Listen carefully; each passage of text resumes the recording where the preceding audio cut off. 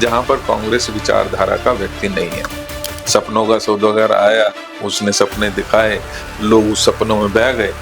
उसी भारतीय जनता पार्टी जिसने सपने बड़े बड़े दिखाए थे, वो सपने धाराशायी होते नजर आए। मोर रिसेंटली अभी उन्होंने फॉर्म निकालने की बात कही है, लेकिन उसमें भी अगर आप थोड़ा सा डीपली देखेंगे तो किस तरीके की योजना को किस तरीके से प्रस्तुत किया गया है और उसमें कितने लोगों को फायदा हो पाएगा, मुझे शक है कि 10% महिलाएं भी उसका लाभ नहीं ले पाएंगी। जब सपने टूटते हुए नजर आते हैं तो लोगों को वास्तविकता में आना पड़ता है, और वास्तविकता कांग्रेस है।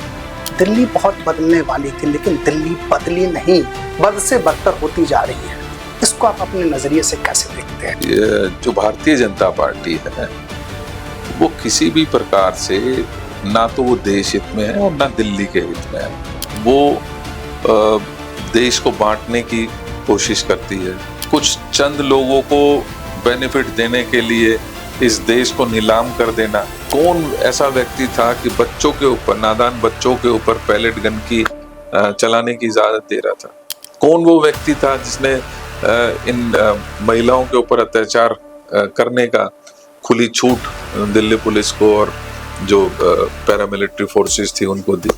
किसके ऑर्डर्स पर इस तरीके का कानून की धज्जियां उड़ाई गई? किसके ऑर्डर पर इन बच्चों के साथ इतना अत्याचार हुआ?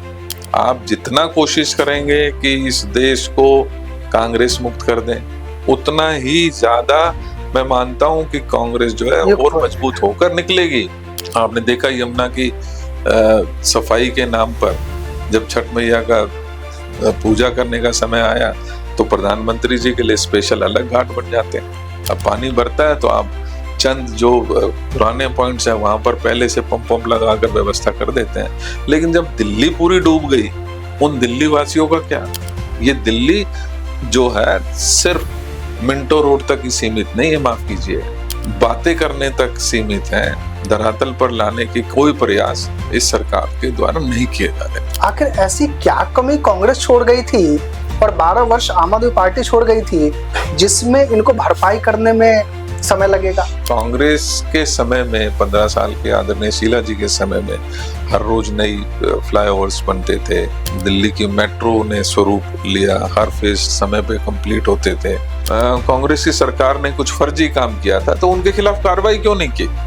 की सोच होनी चाहिए। आपके सोच बड़ी हो रखेंगे तो निश्चित ही समाधान भी निकलेगा। एक नई नवीली पार्टी का जन्म हुआ था। उन्होंने सार्वजनिक और सभी मंचों से घोषणा किया था। लगभग 300-400 पेज का शीला जी के खिलाफ सबूत है। क्या शीला जी पे कार्रवाई हुई थी? के सामने वो तो आज हमारे बीच में नहीं है, लेकिन दिल्ली याद करती है उनको।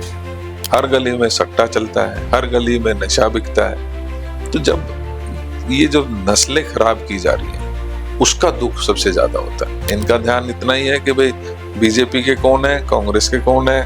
कांग्रेस की वोट अगर आइडेंटिफाइड की है तो उनको कैसे परेशान किया जा सकता है। मुझे खुशी है कि कांग्रेस का जो BLA-2 है, BLA-1 है, वो मुस्तैदी के साथ काम कर रहे हैं। कांग्रेस किसी से दबने वाली नहीं है। कांग्रेस जनता की आवाज उठाती रही है और आगे भी उठाती रहेगी।